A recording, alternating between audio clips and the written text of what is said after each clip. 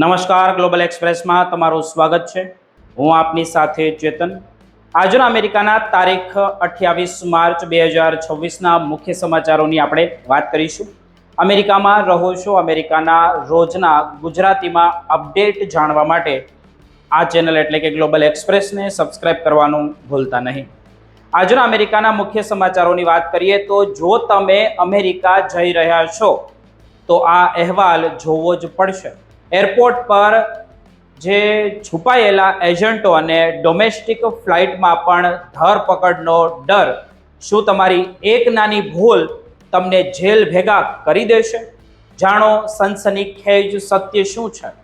આ પછીના સમાચારોની આપણે આગળ વાત કરીએ તો રૂપિયામાં ઐતિહાસિક કડકો અને ડોલરનો દબદબો। રૂપિયામાં અત્યાર સુધીનો સૌથી મોટો વિસ્ફોટ 94.81ના સ્તરે પહોંચતા સમગ્ર બજારમાં ખળભળાટ મચી ગયો છે। અમેરિકામાં રહેતા ગુજરાતીઓ માટે લોટરી લાગી કે દેશ માટે આર્થિક સંકટ? જાણો કેવી રીતે $1 તમને માલામાલ કરી શકે છે અને શું છે તમારું જોખમ। આ પછીના સમાચારોની આપણે આગળ વાત કરીએ તો ન્યુયોર્કમાં આસમાને પહોંચતા ભાડા અને ગુજરાતીઓની મુશ્કેલી। અમેરિકામાં રહેવું હવે બન્યું અશક્ય। ન્યુયોર્ક અને ન્યૂ જર્સીના જે ભાડાઓનો તોતિંગ વધારો થતા લાખો ગુજરાતીઓમાં ફફડાટ ફેલાયો।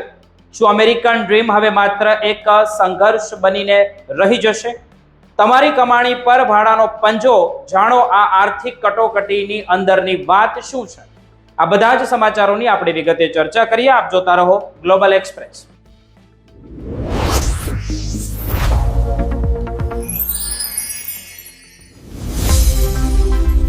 જો અમેરિકાથી ભારત આવવાનો છો કે પછી ભારતથી તમે અમેરિકા જવાના છો તો હવે તમે એરપોર્ટ પર કે બધા જ ગુજરાતીઓને, ભારતીયોને સાવધાન થવાની જરૂર રહેશે, કારણ કે યુએસએના બધા જ એરપોર્ટ ઉપર અત્યારે આઈસના એજન્ટો તૈનાત કરવામાં આવ્યા છે અને તેમાં પણ તમારા દસ્તાવેજો તે આઈસના એજન્ટો ચેક કરી રહ્યા છે।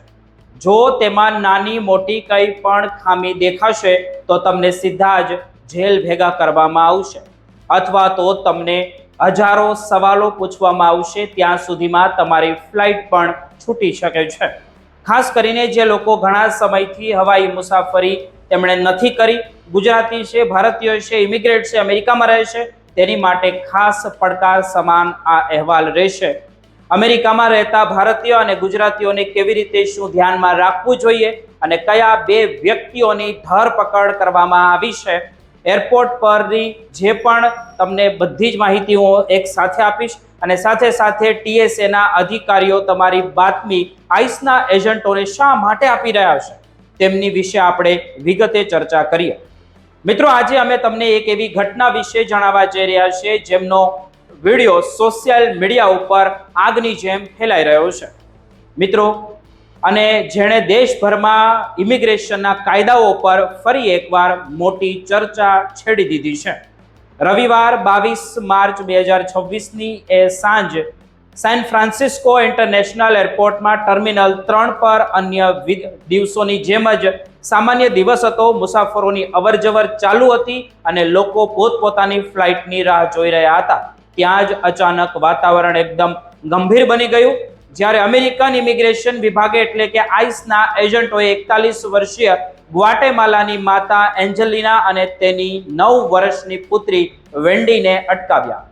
આ માતા પુત્રી મિયામી જતી ડોમેસ્ટિક ફ્લાઇટમાં બેસવાની તૈયારી કરી રહ્યા હતા, પરંતુ તેઓ વિમાનમાં ચડે તે પહેલા જ અટકાવવામાં આવ્યા, કાયદાના સકંજામાં આવી ગયા। આ ધરપકડનું કારણ વર્ષ 2019નો એક કોર્ટ ઓર્ડર હતો જેમાં ઇમિગ્રેશન જજે આ પરિવારને દેશ છોડી દેવાનો આખરી આદેશ તેમને આપ્યો હતો। જો કે આ પરિવાર છેલ્લા 7 વર્ષથી કેલિફોર્નિયામાં પોતાનું જીવન જીવી રહ્યો હતો, પણ ગત શુક્રવારે જ્યારે TSAના જે સ્કીનિંગમાં પેસેન્જર લિસ્ટ તપાસવામાં આવ્યું ત્યારે તેમાં આ બંનેના નામ સામે આવ્યા। TSAએ તરત જ આ માહિતી આઈસને આપી દીધી, એટલે કે એજન્ટોને આપી દીધી અને રવિવારે સાંજે સાદા કપડામાં સજ્જ એજન્ટો એરપોર્ટ પર તેની રાહ જોઈ રહ્યા હતા। વિડીયોમાં તમે જોઈ શકો છો કે જ્યારે એજન્ટોએ માતાની અટકાયત કરી ત્યારે તેની નાની દીકરી કે પછી માતા બંને એક સાથે ધ્રુસકે ધ્રુસકે રડવા લાગી હતી અને પોતાની માતાને વળગી પણ પડી હતી. પ્રત્યક્ષદર્શીઓના જણાવ્યા અનુસાર માતાએ બચાવનો પ્રયાસ કર્યો હતો, પરંતુ તેને વ્હીલચેર પર બેસાડીને એરપોર્ટના ઇન્ટરનેશનલ પ્રોસેસિંગ એરિયામાં લઈ જવામાં આવી હતી. સરકારનું કહેવું છે કે આ કોઈ નવું ઓપરેશન નથી, પરંતુ જે લોકોએ કોર્ટના આદેશનું પાલન નથી કર્યું તેમની સામેની એક સામાન્ય પ્રક્રિયા છે. ડિપાર્ટમેન્ટ ઓફ હોમલેન્ડ સિક્યુરિટી સ્પષ્ટ કહ્યું છે કે આ પરિવારે તમામ કાયદાકીય તકો ગુમાવી લીધી હતી અને તેમને દેશ છોડવા માટે પૂરતો સમય આપવામાં પણ આવ્યો હતો. બીજી તરફ માનવ અધિકારી સંગઠનો આ ઘટનાને અત્યંત ક્રૂર ગણાવી રહ્યા છે, કારણ કે ACLU જેવી સંસ્થાઓનું કહેવું છે કે એક નાની બાળકીની સામે તેની માતાની આ રીતે ધરપકડ કરવી તે માનવતા વિરુદ્ધ છે. આ ઘટના બાદ હવે અમેરિકામાં વસતા એવા લાખો લોકોમાં ફફડાટ ફેલાઈ ગયો છે, ખાસ કરીને ગુજરાતીઓમાં અને ભારતીયોમાં, જેમના વિરુદ્ધ જૂના ડિપોર્ટેશન ઓર્ડર પેન્ડિંગ છે. ખાસ કરીને હવે લોકો ડોમેસ્ટિક ફ્લાઇટમાં મુસાફરી કરતા પણ ડરી રહ્યા છે, કારણ કે એરપોર્ટ પર હવે ડેટા શેરિંગ દ્વારા સીધી નજર રાખવામાં આવી રહી છે. સોશિયલ મીડિયા પર પણ લોકો બે ભાગમાં વહેંચાઈ ગયા છે. કેટલાક લોકો કાયદાના પાલનને સમર્થન આપી રહ્યા છે, તો કેટલાક લોકો આ પરિવારની મજબૂરી જોઈને દુઃખી પણ છે. હાલમાં તો આ માતા પુત્રીને ગ્વાટેમાલા પાછા મોકલી દેવામાં આવ્યા છે, પરંતુ આ ઘટનાએ એરપોર્ટ સુરક્ષા અને માનવીય જે સંવેદનાઓ વચ્ચે પાતળી રેખા પર મોટો સવાલ ઊભો કરી દીધો છે. આ કિસ્સો એ વાતનો પુરાવો છે કે કાયદાની પ્રક્રિયા ગમે તેટલી લાંબી હોય, પણ જ્યારે તે અમલમાં આવે છે ત્યારે તેના પરિણામો ખૂબ જ ચોંકાવનારા સામે આવે છે.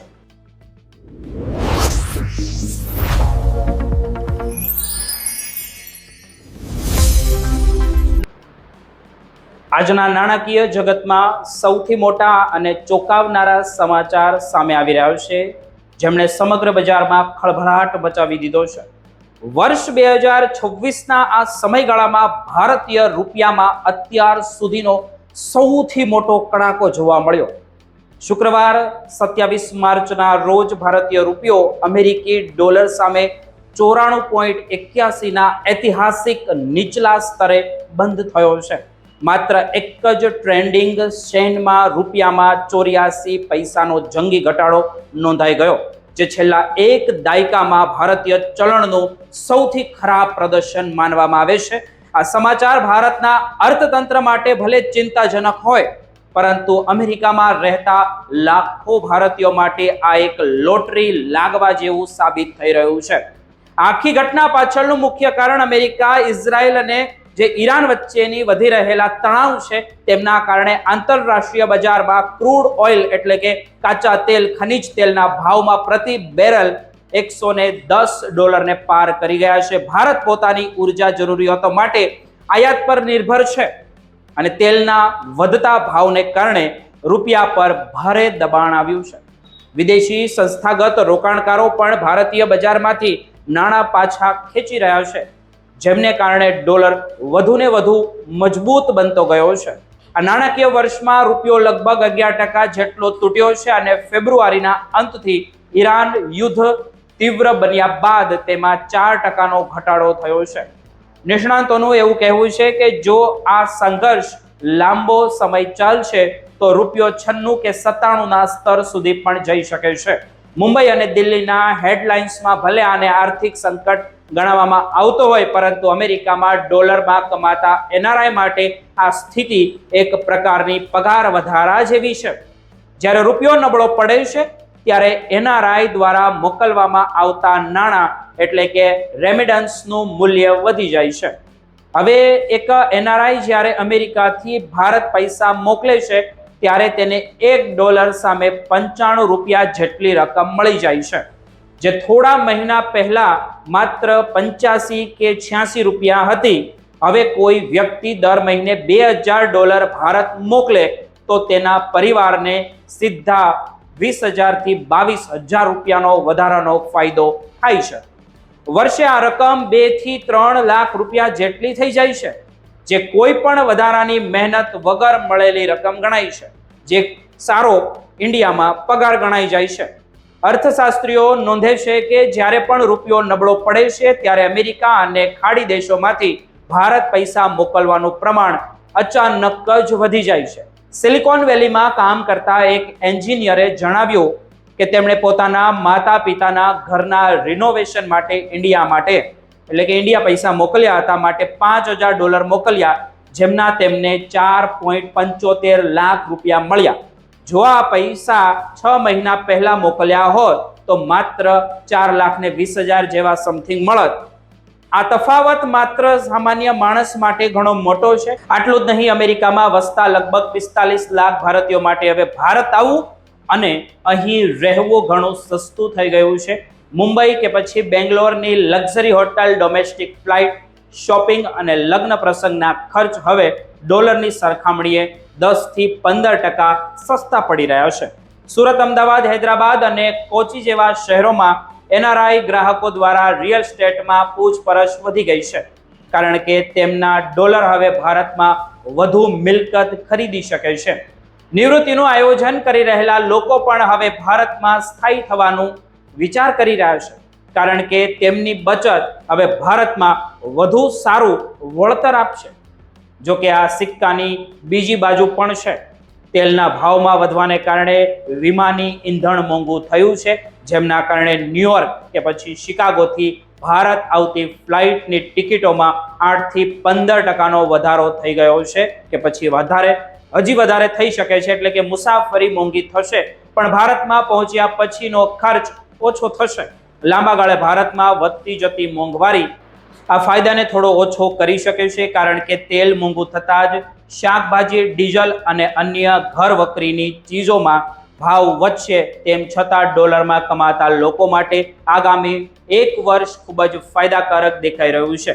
શેર બજારના જાણકારો પણ NRI રોકાણકારોને ભારતીય સ્ટોક માર્કેટ અને જે ફિક્સ ડિપોઝિટમાં જે રોકાણ કરવાની સલાહ આપી રહ્યા છે. અત્યારે ડોલર રાજા છે એવું કહી શકાય, અને આ તકનો લાભ ઉઠાવવા માટે આ શ્રેષ્ઠ સમય છે. ભલે દેશ માટે આ મોંઘવારીનો સંકેત હોય, પણ વિદેશમાં વસતા ભારતીયો માટે આ પોતાની માતૃભૂમિમાં રોકાણ કરવાની અને પરિવારને ખુશ કરવાની સુવર્ણ તક સાબિત થશે. મિત્રો, આગળ શું થશે તેમની જાણકારી અમે તમને અપડેટ દ્વારા આપતા રહીશું.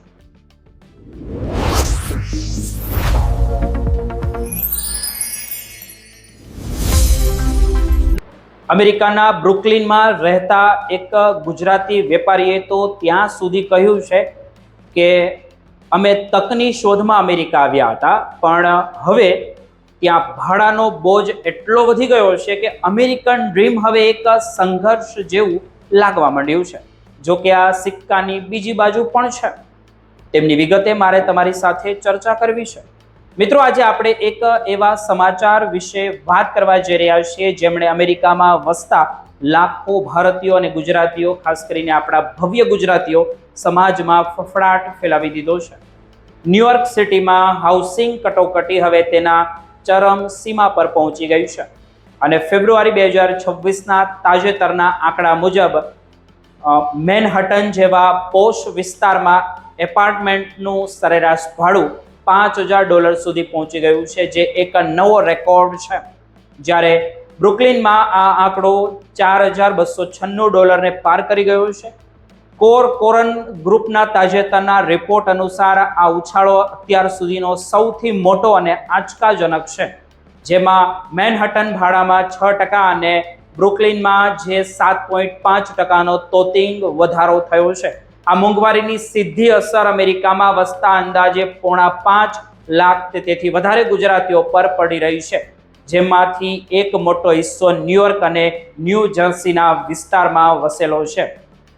ક્વીન્સનું જેક્સન હાઇટ્સ હોય કે પછી ન્યૂ જર્સીનું એડિશન, જેને લોકો પ્રેમથી લિટલ ગુજરાત કહે છે, ત્યાં હવે રહેવું મધ્યમ વર્ગ માટે અત્યંત મુશ્કેલ બની ગયું છે. એડિશન અને મોનરો ટાઉનશીપ જેવા વિસ્તારો જે ગુજરાતી સંસ્કૃતિના મુખ્ય કેન્દ્રો માનવામાં આવે છે, ત્યાં પણ ભાડામાં સતત વધારો થઈ રહ્યો છે.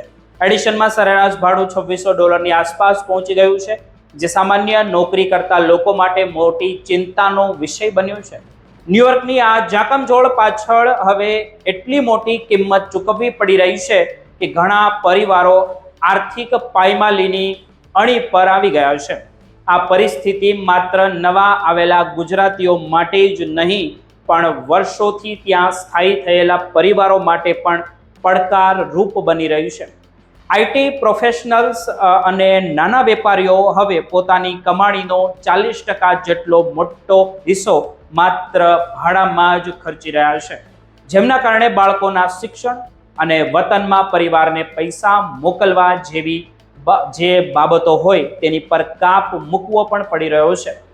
બ્રુકલિનમાં રહેતા એક ગુજરાતી વેપારીએ તો ત્યાં સુધી કહ્યું કે અમે તકની શોધમાં અમેરિકા આવ્યા હતા, પણ હવે ભાડાનો બોજ એટલો વધી ગયો છે કે અમેરિકન ડ્રીમ હવે એક સંઘર્ષ જેવું લાગવા મળ્યું છે. જો કે આ સિક્કાની બીજી બાજુ પણ છે. જે ગુજરાતીઓએ અગાઉથી જ પોતાના ઘર ખરીદી લીધા છે અથવા તો જેઓ રિયલ એસ્ટેટમાં બિઝનેસમાં છે, તેમને આ ભાવ વધારાથી મોટો ફાયદો થઈ રહ્યો છે. આઉસ્ટન જેવા શહેરોમાં હજુ પણ સ્થિતિ થોડી નિયંત્રણમાં છે, કારણ કે ત્યાં બાંધકામ પૂરજોશમાં વધી રહ્યું છે. પણ શિકાગો અને સાન ફ્રાન્સિસ્કોમાં તો ભાડા 14% જેટલો તોતિંગ તેમાં વધારો ઝીકાઈ ગયો છે. ગુજરાતી સમાજ પોતાની મહેનત અને વેપારી બુદ્ધિ માટે સમગ્ર વિશ્વની અંદર જાણીતો છે, પણ અત્યારની આ હાઉસિંગ કટોકટી તેમની આર્થિક સ્થિરતાની આકરી કસોટી પણ કરી રહી છે. મંદિરો અને સાંસ્કૃતિક સંગઠનો પણ હવે ચિંતિત છે, કારણ કે જો રહેઠાણ આટલું મોંઘું અમેરિકાની અંદર થશે તો લોકો આ વિસ્તારોને છોડીને દૂર જતા રહેશે, જેનાથી ગુજરાતી સમુદાયની એકતા અને સામાજિક જે તાણાવાણા પર માઠી અસર પણ પડી શકે છે. સ્થાનિક સ્તરે હવે એવા કાયદા બનાવવાની માંગ પણ ઉઠી રહી છે કે જેનાથી વસાહતીઓને સસ્તું ઘર મળી રહે અને જે મહેનતુ લોકોએ આ શહેર બનાવવામાં મદદ કરી છે તેમને જે અન્યાય ન થાય. આ માત્ર આંકડાની રમતો નથી મિત્રો, પણ હજારો ગુજરાતીઓના સપના અને ભવિષ્ય સાથે જોડાયેલો ગંભીર મુદ્દો ગણી શકાય, જેમની અસર આગામી સમયમાં સમગ્ર અમેરિકામાં જોવા મળી શકે છે. તે નક્કી પણ છે.